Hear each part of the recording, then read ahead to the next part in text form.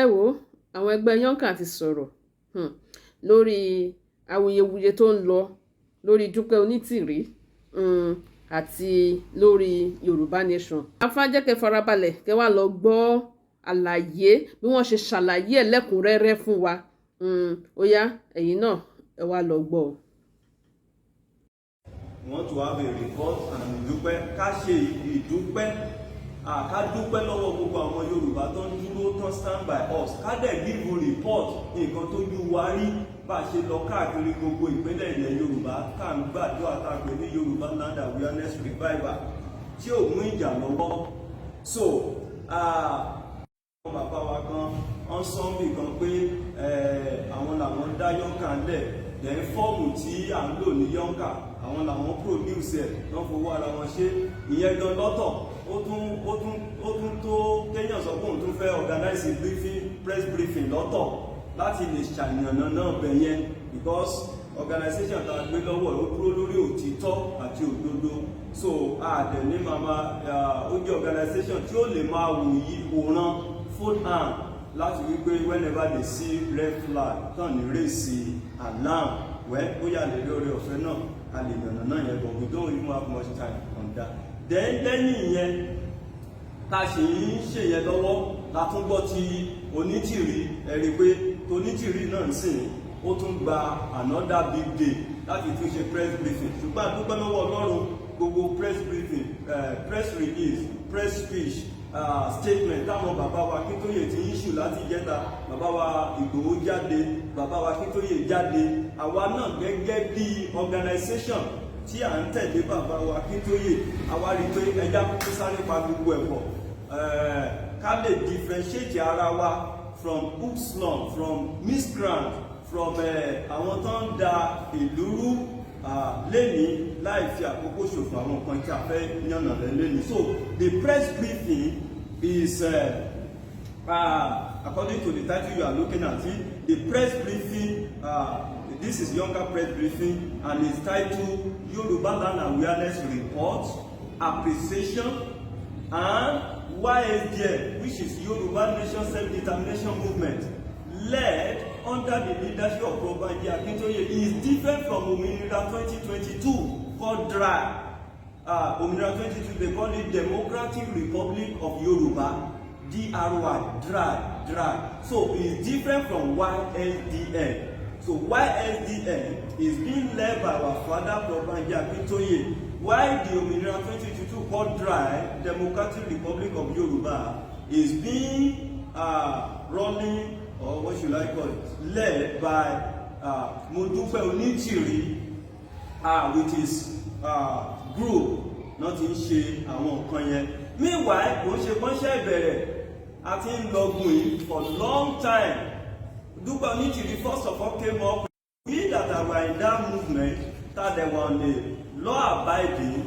Nígbà tá a fẹ́ bẹ̀rẹ̀ movement yẹn, bàbá wa Akíntóyè kọ 35 pages of Yoruba self-determination movement on how we are going to run it, how we are going to go about it, tí ìlú ò ní dàrú, tí ò ní síjà, tí ò ní di báwọn èèyàn ń gbébọn, go and check it out. Gbogbo ibi táwọn bàbá yẹn ti dídì wa Ìgbòho ká ṣe nǹkan, nowhere anybody carry cutlass, carry gun, no, it's always law abiding. So ní 2022 ni woman yẹn ti bẹ̀rẹ̀ ní gbogbo wa ń pariwo là ń lọ́gun pé kán gbà wá lọ́wọ́ woman yẹn.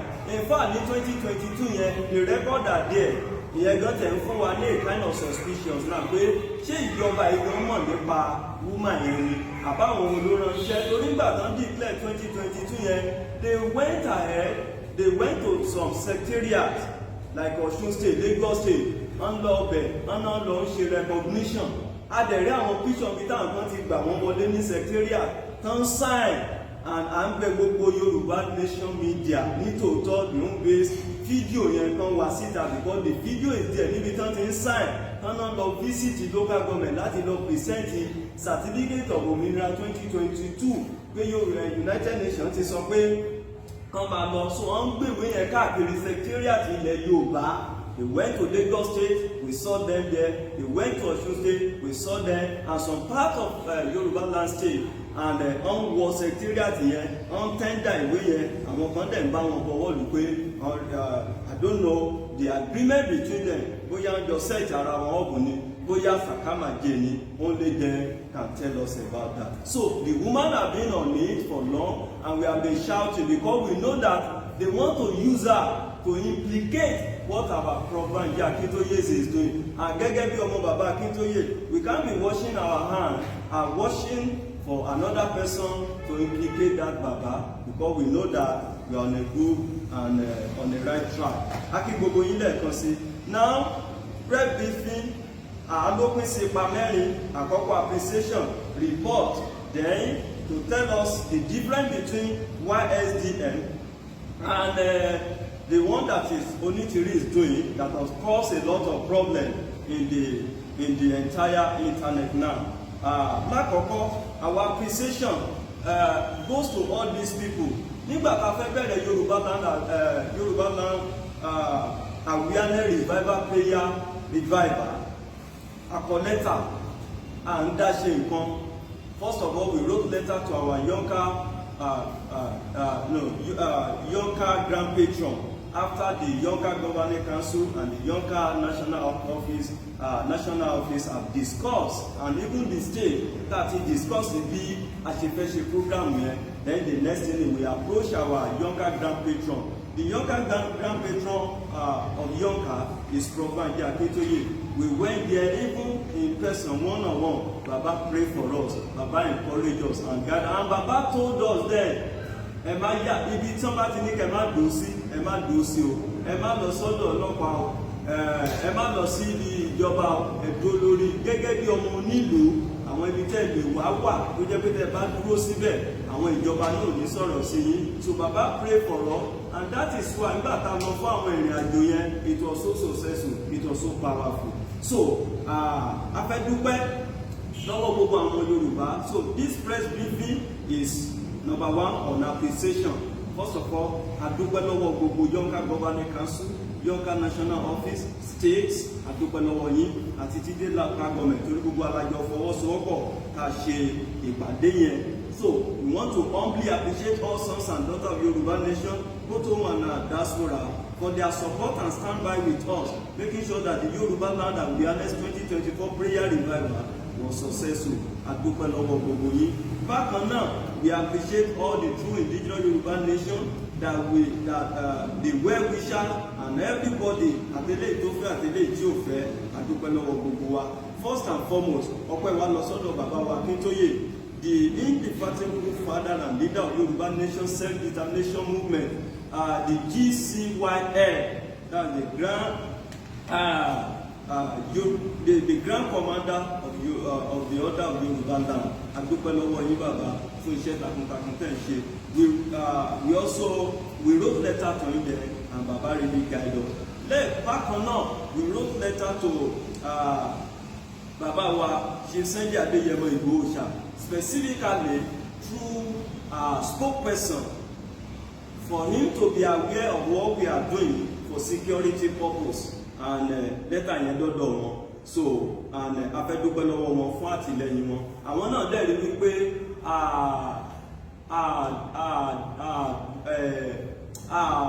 ṣe nǹkan tó jẹ́ bá ẹni ọmọ nǹkan báyìí lẹ́lẹ́ fẹ́ lọ ṣe nǹkan ọ̀tọ̀ lẹ́lọ́ ń ṣe. So àbá Ọlọ́run lórúkọ jẹ́ àti àwọn náà a dúpẹ́ lọ́wọ́ wọn. Bákan náà a dúpẹ́ lọ́wọ́ Ìdáǹdè group, that's architect Akinolajo àti Baba Balogun, Yornca state and local government secretary executives, gbogbo ọba ọ̀tá la dúpẹ́ lọ́wọ́ wọn láti bẹ̀rẹ̀ láti Ondo lọ sí Èkìtì lọ sí Èkó Àkété táǹpẹ̀ ní Lagos state lọ sí ìpínlẹ̀ Ògùn, Ọ̀yọ́, Ọ̀ṣun, Kwara, ní Ògùn, Kogi, gbogbo ní pátápátá lẹ́kí ẹ̀kú àdúrótì. Thank you very much. Eléyìí jẹ́ nǹkan tí a fẹ́ ṣe press briefing lé lórí, ká dúpẹ́ lọ́wọ́ yín fún àwọn nǹkan tí ẹ ṣe yìí. Ká dẹ̀ jẹ́ kẹ́ mọ̀ pé nǹkan tọ́lọ́run bá ti wà behind there, níwọ̀n gbàtà àti àìjáde nǹkan tí ò ń ṣe wá. Èèyàn ń gbàtà ní ọ̀rọ̀ nígbà tí nǹkan tó ṣẹlẹ̀ lẹ́nu ọjọ́ mẹ́ta nípa ọ̀rọ̀ pé àwọn Onitiri àpò lọ da iléeṣẹ́ ìjọba ìpínlẹ̀ Ọ̀yọ́ rú. Èèyàn kan write up kó sẹ́ǹdẹ̀ sí mi. Ó ní when you steal another person's idea in order to use it for yourself acclaim position glory. Only that person will always end up in a catastrophe way and always come across trouble. And àwọn nǹkan tí à ń rí yẹn lóòótọ́ obìnrin tí ò bá mọ owó jẹ kò lè mọ bẹ́sẹ̀, but tó bá tẹ̀ fẹ́ yá, if you want to borrow from another person idea, you use it in a very good and godly way, not to the detriment that ẹni tó ti borrow idea yẹn the next thing ni pé jẹ́ kọ́kọ́ yanjú ẹ̀kẹ́ paná so that kí n lè rí idea yẹn lò. It doesn't work that way. So a fẹ́ dúpẹ́ lọ́wọ́ gbogbo ọmọ Yorùbá pátá pé ẹ ṣé kò ń ṣe àwọn ọmọ yìí nìkan la kọ lẹ́tà sí, àwọn kan lẹ́yìn ìgbà tá a ṣe program yẹn tán kí mẹ́nu bá bọ̀ yẹn ká tó lọ sí the second press briefing, torí a sọ pé press briefing dá lórí ìpele mẹ́rin, àkọ́kọ́ appreciation, ìkejì ni report. So report yẹn màá fi yẹn lẹ̀ fún àwọn bàbá wa Yornca first national president láti fún wa ní report ní nǹkan tó jù wá rí bá a ṣe lọ sí gbogbo ilẹ̀ Yorùbá káàkiri. Torí àwọn kan wọ́n máa ń tan àwọn èèyàn, wọ́n á máa sọ pé àlàáfíà nígbà tí kò sí àlàáfíà, wọ́n á máa sọ pé kò sí problem nígbà tí problem wà, wọ́n á máa sọ pé kò àwọn èèyàn ń gbé láìséwu nígbà tí ewu gan bẹ lógẹ́ tí lógẹ́ gan tó jẹ́ pé ewu ni. So wọ́n á lè fún wa ní rìpọ́ọ̀tù yẹn. A dúpẹ́ lọ́wọ́ gbogbo ọmọ Yorùbá. So àwọn míì wà a kọ lẹ́tà sí wọn through their negligence and hypocrite dá sọ̀rọ̀ yẹn. Nígbà tá a wá ṣe tán ló wá di pé báwo làwọn Yornca ṣe fẹ́ ṣe nǹkan báyìí, ṣé rí movement yìí ó ṣe máa rí nìyẹn. Bàbá wa bishop tó wà pẹ̀lú wọn ti sọ̀rọ̀ kan lẹ́ẹ̀kan, wọ́n ní it is the people that are determined. Thank God it is called self-determination, and that is how Jesus Christ win the trophy, win the crown. It was through self-determination, with God's save, with God's salvation, and I pray God will help us. So a dúpẹ́ lọ́wọ́ yín. Eléyìí jẹ́ nǹkan gangan tá a fẹ́ ṣe press briefing lé lórí láti ìgbà tá a ti dé láti March 28, ṣùgbọ́n tí kò sí àyè fún wa láti ṣe. So but nígbà tọ́rọ̀ tí gbogbo ẹ̀ wá ń kọlura wọn, à ń láti wá àyè nínú kò sáyè láti rí pé we assemble today 16 April 2024 láti wá fi àǹfààní yẹn sọ wípé Yorùbá Nation Self-Determination Movement that is being led by Probanji Akintoye ó yàtọ̀ sí DRY tó ń pè ní Democratic Republic of Yorùbá tí Dupe Onitiri ń ṣe. Ìyẹn gan ló tẹ̀ wá kàn everything up now because a ti ń gbọ́ gbogbo ìròyìn. Ọ̀yọ́ state náà ti lọ dà nǹkan rú. Ondo state government ti dìde, ó ti sọ pé tóun bá kófìrí bẹ́ẹ̀ àfẹ́kẹ́nikẹ́ni kó dẹ́rù bà wá nílẹ̀ Yorùbá. We are indigenous people and we have our right to some things which is lawful. But eléyìí tí ò bá tọ́nà ọmọlúwàbí ni wá, a kì í ṣe nǹkan tí ò dáa. So àwọn nǹkan wọ̀nyẹn ló wá kúrò pẹ̀lú agbọ́n pé a gbọ́dọ̀ ìwà sáré yànyàn náà because a ti gbọ́ àfàìmọ̀ kó má di pé aláìṣẹ̀ a máa jẹ ìyà lọ́wọ́ ẹni tí ò yẹ kó ti jìyà. So lẹ́ẹ̀kan sí akí gbogbo ọmọ Yorùbá bí ẹ ṣe. Ní báyìí a máa bọ́ sórí report. A lè dúpẹ́ lọ́wọ́ yín tán ṣùgbọ́n we are going to stop there. A dúpẹ́. Ní báyìí a bọ́ sórí report. Àwọn nǹkan tá a rí bá a ṣe lọ yẹn a ti kó gbogbo ẹ̀ papọ̀ sójú kan. That means pé bá a ṣe lọ káàkiri yẹn kí ni ìdùnnú àwọn èèyàn, kí ni opinion àwọn èèyàn. Ní báyìí màá pe ààrẹ wa in the person of Pastor E.A. Apata láti fún wa ní nǹkan tí ojú wa rí. Ṣé lóòótọ́ làwọn màálù ń fi nǹkan jẹ oko àwọn ènìyàn?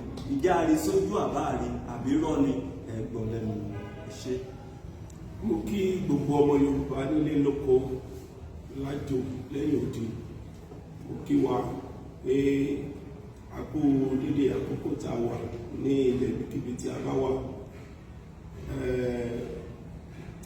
Èyí ni àbọ̀ iṣẹ́ ìránṣẹ́ tí a ṣe káàkiri ilẹ̀ Yorùbá láti gbàdúrà kí a sì rántí wípé ohun tó gbé wa nídìí òun ni bí àwọn èèyàn àwọn kan wọ́n ṣe wọ ilẹ̀ Yorùbá tí wọ́n ń pa ọmọdé tí wọ́n ń pa àgbà tí wọ́n jẹ́ kí àgbẹ̀ ó lọ sóko bá bá rí ẹ wọn tún kó jẹ wọn tún bá kó jẹ wọlé Yorùbá pẹ̀lú wípé ọ̀nà fún ọ̀nà ọ̀run. So a wòye pé ìgbà tó tún ti débi pé kí wọ́n máa mú ọba aládé kan pa wọ́n bí ẹni pa òkété nígbà tí wọ́n bá lé ẹ mọ́ síra wọn, àrí pé a nílò àdúrà. Agbára wa àìṣe ẹni tó lè gbé àdá, ìbọn tàbọ́kọ̀. Ohun tá a nílò gẹ́gẹ́ bí ẹgbẹ́ kìrìsìtẹ́nì òun ni àdúrà. Torí náà a sì ti jáde àti gbàdúrà. Bí wọ́n ṣe ń dúpẹ́ lẹ́ẹ̀kan, mo rántí pé ó yẹ ká tiẹ̀ fàwọn nǹkan kún. Àwọn bíi ìyálọ́jà, àwọn ìyálọ́jà wa ní Kútọ̀ ní Abẹ́òkúta, ṣe kan ìyálọ́jà wa ní Àkúrẹ́, ti gbàgbé orúkọ ọjà yẹn, ẹ̀ṣẹ́ sọ́jà ọba ìyálọ́jà. Bàbá kan wà ní Ìbàdàn tó jẹ́ olórí OPC ní agbègbè Ìbàdàn ní Bódìjà market. Wọ́n fàyè gbà wá, wọ́n ṣọmọlúwàbí. Torí bá ti ń ṣe ètò ilẹ̀ ọjà ni a ti ń ṣe. So tí Òṣogbo náà ìyálọ́jà wa ní ọjà orúkọ ọjà yìí mo rántí l'Óṣogbo, ìjìnlẹ̀ síbi tí wọ́n ti ń ta part. Ẹ ṣé púpọ̀. So bẹ́ẹ̀ náà ni a máa dúpẹ́ lọ́wọ́ kábíyèsí ọba Ìsànlú àti àwọn èèyàn nílùú Ìsànlú. Ẹ ṣé.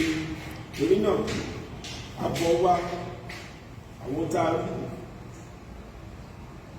náà ni wípé àkọ́kọ́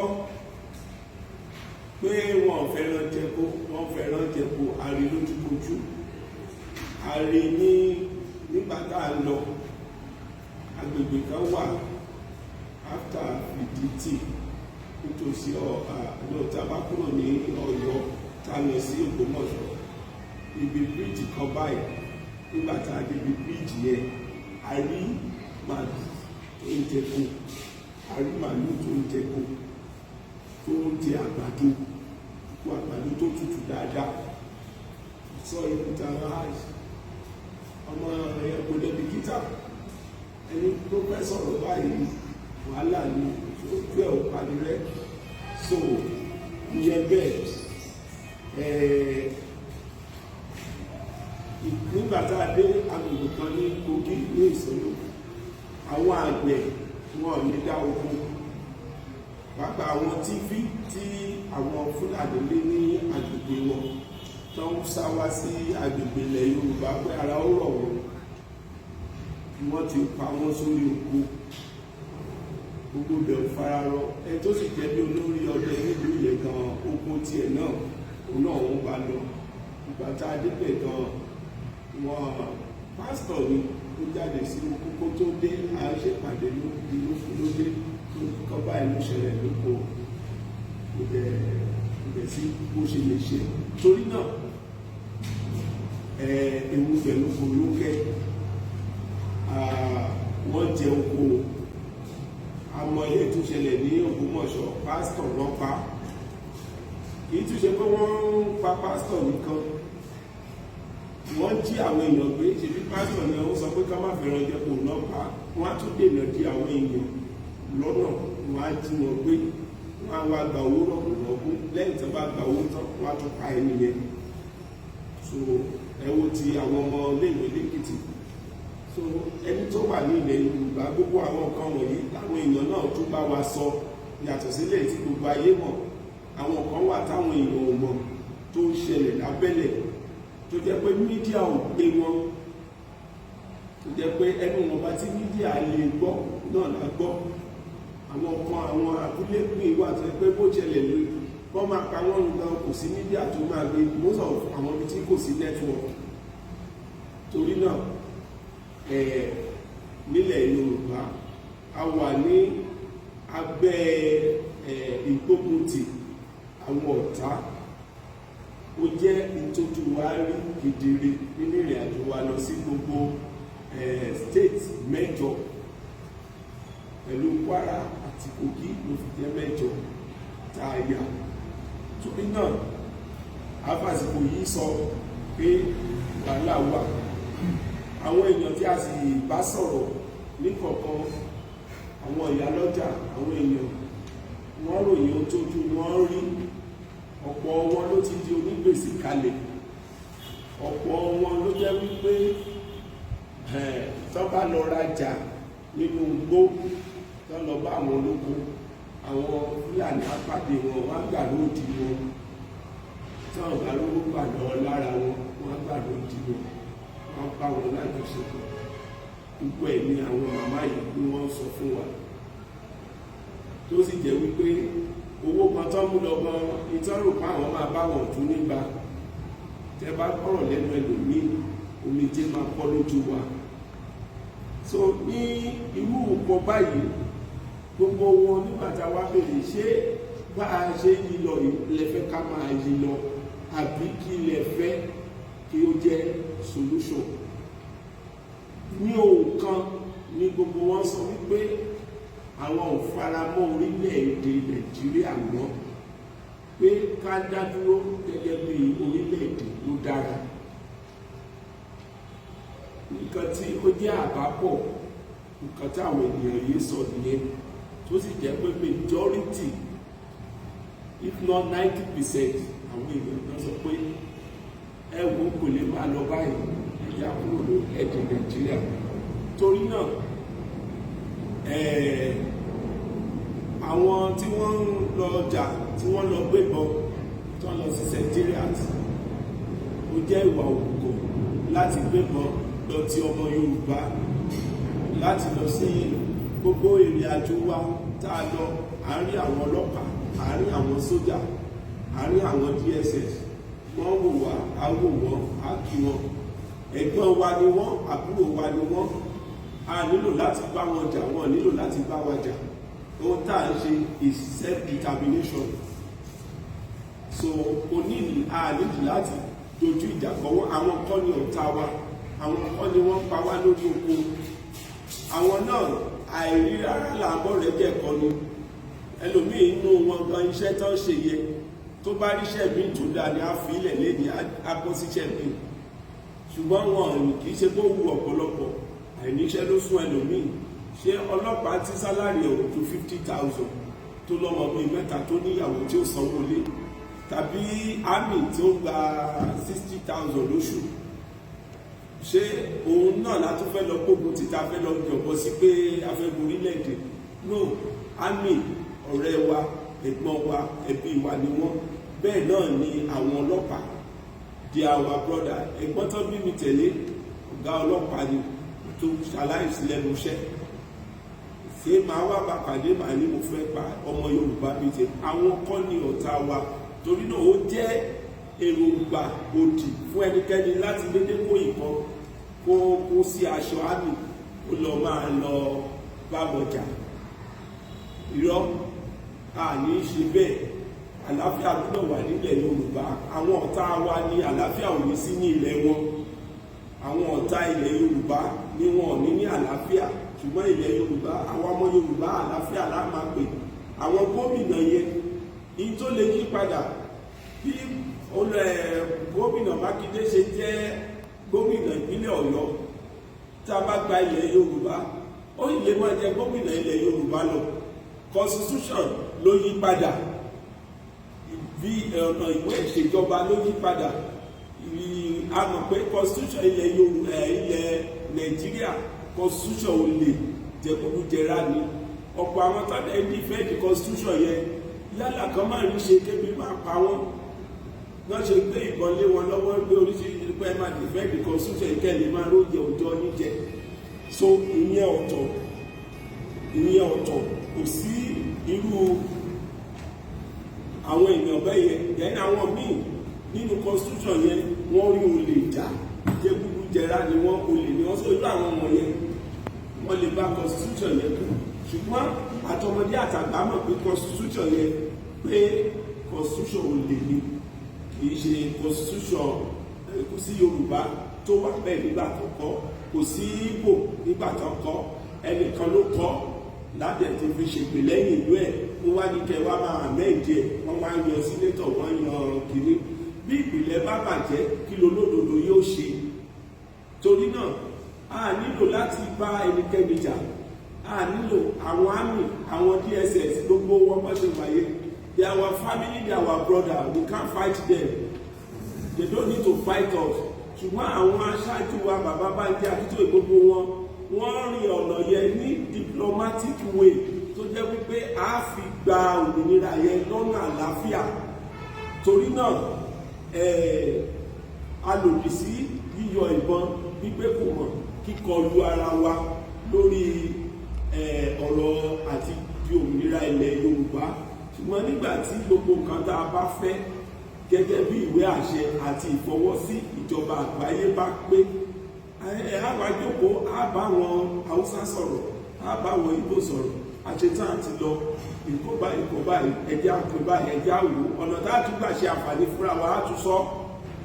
So kì í ṣe wípé ayọ̀ kù mọ̀ ayọ̀ àdá á máa kọlura wa, a nílò yẹn, a ti lajú a sì ti pọ̀ ju irú ìgbésẹ̀ báyìí lọ. Torí náà àfàsìkò yìí a fi rọ gbogbo ọmọ Yorùbá pátá pé ẹ jẹ́ ká fọwọ́lé ránkà tẹ́tí lẹ́kọ̀ọ́. Ọlọ́run á tún tú wa sílẹ̀ lábẹ́ òfin amúnisìn tí orílẹ̀-èdè Yorùbá gbé kalẹ̀ tó sì dá wà láàmú, a máa tún bọ́. Ṣùgbọ́n a ò lọ́wọ́ sí dídá ìlú ìtàjẹ̀sílẹ̀ tàbí pípa ẹnì kejì lẹ́kún lórí ọ̀rọ̀ Yorùbá nation. Àlàáfíà la fẹ́ fún orílẹ̀-èdè Yorùbá àti gbogbo àwọn tó bá nífẹ̀ẹ́ ilẹ̀ Yorùbá. Akọ ìmúnisìn, akọ ká máa ṣiṣẹ́ káwọn kan máa jẹ́, akọ ká má lè lọ́kọ ká má lè ṣiṣẹ́, akọ èyí jẹ́ àbábọ̀ wa pẹ̀lú àwọn ènìyàn pàápàá àwọn ọba tá a bá pàdé.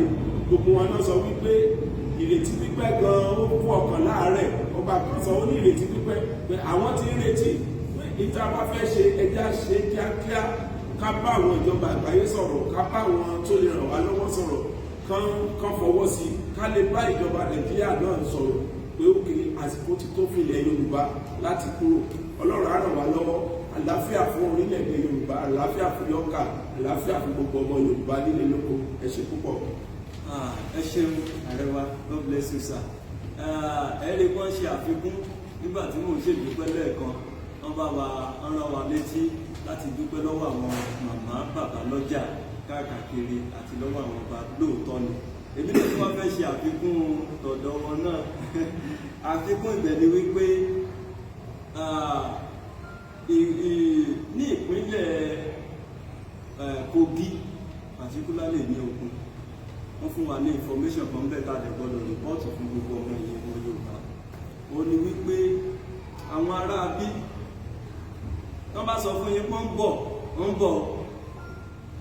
àwọn ará Ògùn, àwọn ọmọ Yorùbá sọ fún ẹgbọ́n náà sọ fún wọn ní ọdún 3 ẹgbọ́ kẹ́yìn ọmọ Yorùbá kẹ́lẹ̀ mọ̀ bí a ṣe máa dìde. Wọ́n fún wọn ní ọdún 3. Nínú ọdún 3 yẹn ọdún kan ti lọ, ọdún méjì ló ti lọ, ó wá pọ̀ ọdún kan. Tẹ́ ẹ bá lọ rò pé eré náà ń ṣe, bàbá wa Ìgbòho sọ pé Ọlọ́run ní jẹ́ kí ìran Yorùbá parẹ́ o. So it's a very deep something bí bá ṣe ń sọ ìlọ. Bọ̀tà fẹ́ sọ pé torí pé àwọn kan lè máa tàn wá, ẹ má jà tanra wa. So lóòótọ́ ni o, even láì tí ì ṣe wọ́dún kan yẹn pé wọ́n ti ṣe wọn mọ́, wọ́n lè lọ sóko níbẹ̀. So tábà sí lè lọ sóko kí la fẹ́ jẹ. So ilé jẹ́ nǹkan tó jẹ́ pé àwa tán bá ń tàn wá ká má tanra wa. Àwa jẹ́ ọmọ Yorùbá tá a lè ta orísun wa, ká gbọ́dọ̀ wá sọ tòótọ́ fún yín pé ẹ̀rẹ́rẹ́ ti run o, nǹkan ti kọjá bẹ́ẹ̀. So gẹ́gẹ́ bọ́n ṣe sọ, opinion gbogbo àwọn èèyàn bá ṣe ń lọ yẹn is Yorùbá nation. Opinion wa, that's opinion àwọn èèyàn is that Yorùbá nation is our national interest, quest and goal. Ọlọ́run adé fún wa ṣe. Lẹ́ẹ̀kan sọ wípé press briefing ó dá lórí ọpẹ́ àti dúpẹ́, ó dá lórí report mélòó la fẹ́ sọ àti ṣèyẹn. Ní báyìí ó wá dá lórí nǹkan tí Onitiri àǹkó wọ́n lọ ṣe ní Ìbàdàn lọ́jọ́ Jímọ̀ 12-13 ó tẹ̀léra wọn bẹ́ẹ̀ kò wá ń ṣe kó ṣẹ́ bẹ̀rẹ̀ o láti November 2022 ni o so kẹ́lẹ̀ mọ̀ yẹn sọ́kàn yín báyìí ẹjọ́ now ẹ ti rí lẹ́yìn pé Yorùbá Nation Self-Determination Movement by Prof. Banji Akintoye is different from Democratic Republic of Yorùbá by Onitiri. Àwa yìí wà lára àwọn tán gbé dìde ara ìgbìmọ̀ tán gbé dìde mo wà ń bẹ ààrẹ wà ń bẹ new president tán gbé dìde láti pe Onitiri pé madam ṣe bẹ́ẹ̀ sọ pé ẹ fẹ́ òmìnira ọmọ Yorùbá lẹ́ ń fẹ́ jẹ́ ẹja ṣe báyìí ká tá à ń bẹ̀ nítorí pé a mọ̀ pé is on a mission so aṣá ń bẹ̀ mo wà lára àwọn tó ń gbé kó wá ń ṣe ìgbìmọ̀ tí wà nìkan náà gbé dìde àwọn míì ní ìsọ̀rí bẹ́ẹ̀ tó ń bẹ arákùnrin pé kò yẹ kó rí bẹ́ẹ̀.